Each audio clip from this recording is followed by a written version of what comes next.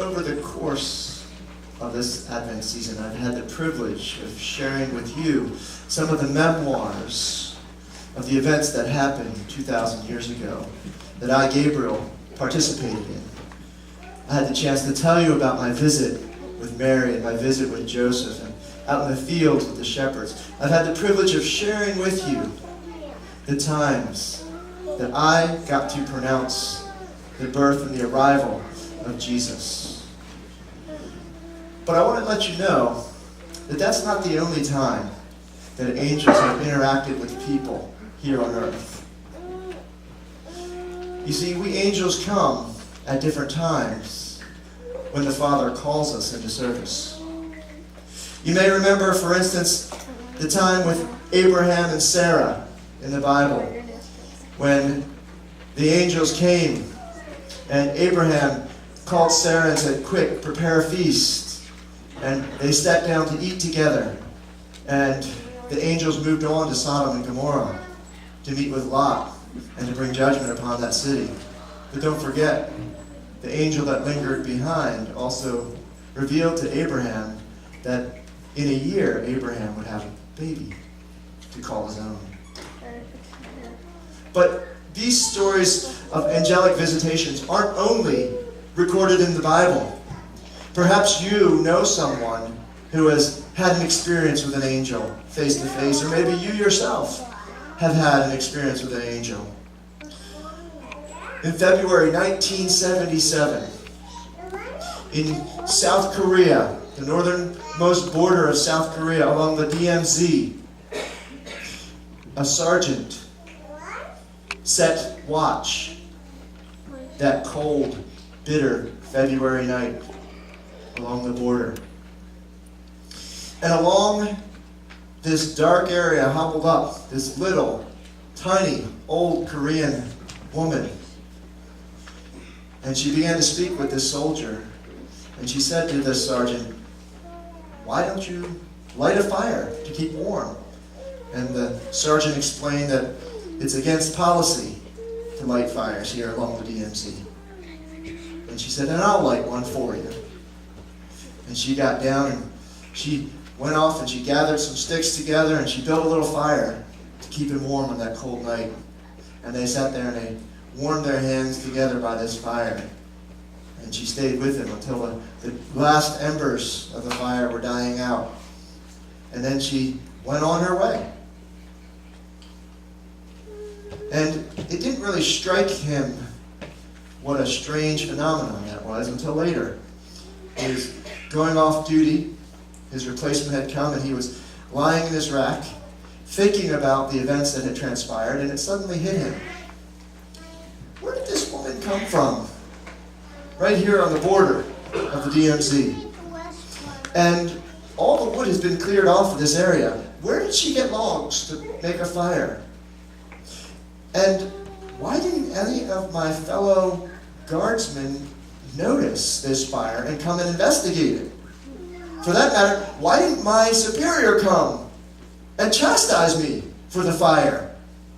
None of them had seen it. And then the final thing that he realized was that this ancient-looking Korean woman spoke fluent English. It never crossed his mind. But at that time, few Koreans knew how to speak English, let alone this little old grandmother. Was he warming his hands by the fire with an angel that God had sent? Then there was the couple who were driving down the road and saw a hitchhiker along the side of the road and decided to pick him up, something they didn't usually do. But as he stepped on the brake to slow down to pull over, nothing happened. He continued to zoom on ahead, and he realized that his brakes had gone out. And he began to pump furiously on the brake pedal to try to get some sort of a reaction. And they were headed right into a busy intersection. And he popped it into neutral and pulled on the emergency brake, but it was too late, and they came to the intersection just at a moment when the traffic had cleared, passed through the intersection, and were able to pull into a gravel spot along the side of the road. as the adrenaline started to settle down and their minds started to clear. It all happened in just a matter of a few seconds. But they looked back for the hitchhiker, who was nowhere to be found. And they began to think about these coincidences, which of course there is no such thing as. And they said, had we not begun to stop for that hitchhiker, we would have come up to that intersection and it would have been too late or too early. They would have arrived before the break in the traffic, and they would not have had time to stop, and they would probably not be alive today. God had parted the traffic like he parted the Red Sea, and he had given them a heads up to stop the traffic by a hitchhiker who, although they could still see the spot in the road where he was, they hadn't gone that far, was nowhere to be found. They could not see him anywhere. Had an angel appeared at just the right moment? Had God moved in their heart to pull over for this hitchhiker at just the moment when they needed to stop? Was it an angel? But you should also know that stories of angelic visits are not just far, far away in a galaxy unbeknownst to you, but it happens to people that you know. The team of missionaries that you sent to New Orleans can tell you some stories. For instance, one day, near the end of the week, they had labored hard all week long. They were exhausted. They were finishing up all the tasks that they had been given. But then they were given an extra task to clean up the backyard of a house where they were working. It sounds like a simple task until you realize what floods can do to someone's backyard and what several months of growth will do to a person's backyard when it's left uncut and uncared for. And so as they stepped into this backyard and looked around at the chaos before them, saw weeds overgrowing everywhere, chain-link fences filled with vines that collapsed into the yard, debris covered by growth and weeds, sheds that had collapsed into the yard. They said to themselves, they looked at each other and said, this is an impossible task. He said, we would need a bobcat with a front end loader. And as the words came out of their mouth, as the sound of the front end loader died down, the echo of that word died down, they heard another sound, the sound of an engine approaching. Bear in mind that they were no place where there were other people. They were in an isolated area where people hadn't come back to yet, where people weren't living. But out of nowhere came a little machine with a little man driving it.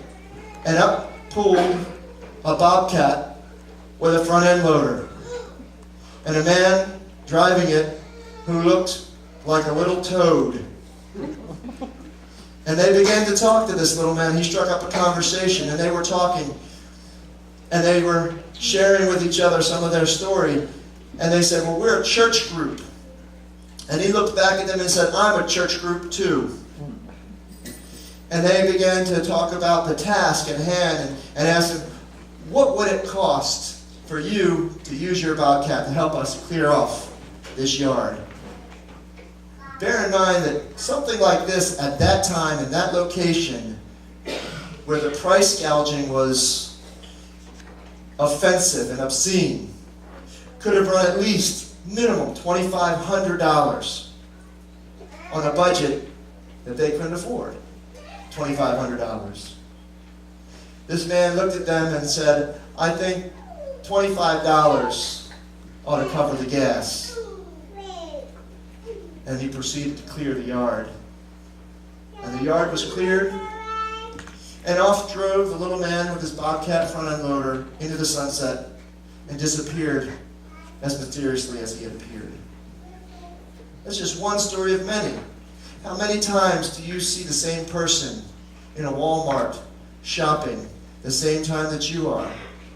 They would continually run into this mysterious lady at the Walmart again and again and again. And one night, after a particularly challenging day, when they were going to celebrate someone's retirement, yes, someone who shall remain unnamed, Linda, they were going to celebrate her retirement, which had recently taken place. Unfortunately, they had nothing to celebrate with. No dessert, no cake. And so it was going to be the most pathetic of celebrations ever. When a knock came on the locked church door, because the area was not yet safe, and when they opened the door, here stood the woman that they had met multiple times in the Walmart, who had just felt an urge to purchase a cake and deliver this cake to this group on this night when they happened to be celebrating her retirement, which this lady could have had no idea was about to happen. Were these angels in New Orleans sent by God to meet the need of a group that was serving him faithfully? You'll have to ask the gutters for their opinion. Angels. Some people will argue that these weren't angels, they'll say. They'll say they're just normal people. Normal people who happen to be in the right place at the right time. Normal people. Human beings. Friends, I want to tell you that sometimes in this life, God sends bona fide angels to help us in our times of need. And many times, we don't realize it, because we angels sometimes go undercover. Covert operations, we call it. We tuck our wings in and hide our halo. But occasionally, it's almost as if the wings pop out, or the halo peeks through. And people get a glimpse, or some sort of an inclination, that these people that came at just the right moment, at just the right time, were something more. But I want to let you know, sometimes it is an angel, and sometimes it's a human being. Because sometimes God calls humans to serve as his angels. Take, for instance, Paul, who just happened to walk into the convenience store at the same time as the gutters were there purchasing ice to put their lunches on ice for the day. Now, Paul was a man who had walked away from the church and been disenchanted with it, had seen the hypocrisy and allowed that to drive him away. And he came in and he saw these people there who had driven 2,400 miles to help his city rebuild, who were staying at his former church with people that he knew. This Paul, coincidentally, as some people would say, walked into that convenience store on that day and began a conversation with these people. And Paul, who owned a Subway sandwich shop, told them that they didn't need to worry about their lunches anymore. That they would be eating Subway as long as they needed it. And Paul was good to his word and better. Every time the gutters made another trip, they had another Subway visit. Multiple Subway visits. Paul invited them into their home, into his home. They became family. You see, God had sent Paul, a human being, to serve as an angel to the gutters in their time of need, to meet that need. But you also have to realize something else. God had sent the gutters to Paul as a host of angels to meet his need, because he had lost faith in God's family, the church, because he had walked away from it, because he had allowed the hypocrisy of a few to ruin his opinion of the majority. Because he had turned his back on God's family in that way, the angels had come. God had sent these human angels to him to redeem the name of his church and to bring back Paul to full faith. And so the gutters became angels. And they didn't even realize it. You know, when I started to write my memoir, I wasn't sure why I was going to be doing it, but memoirs have a purpose. They have a reason. They have a moral to the story. And I think I finally found the moral to my story.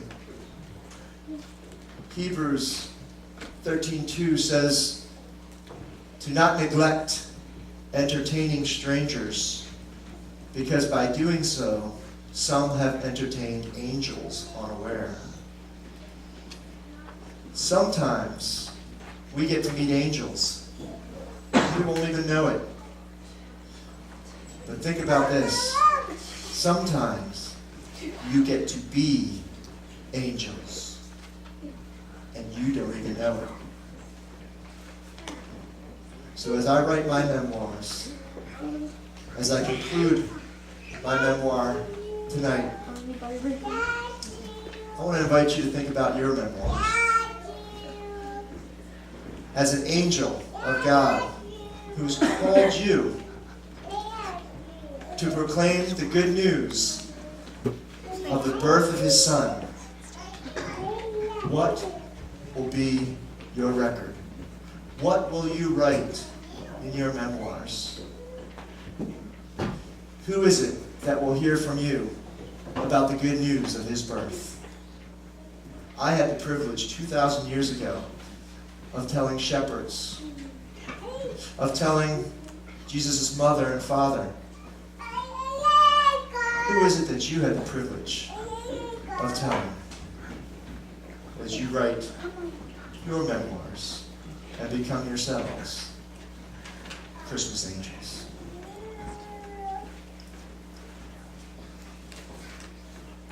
Let's pray.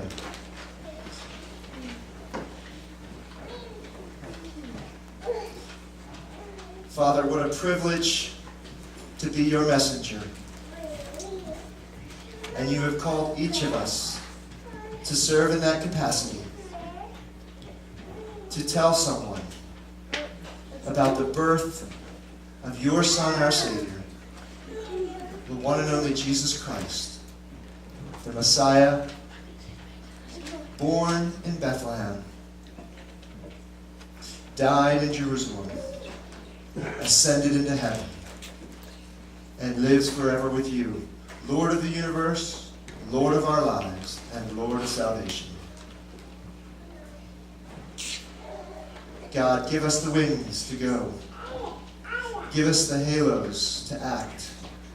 Give us the voices to sing the glories of your birth as we become Christmas angels, and bring that good news to each and every person here in southern York County and wherever we may go. We pray in Jesus' name. Amen.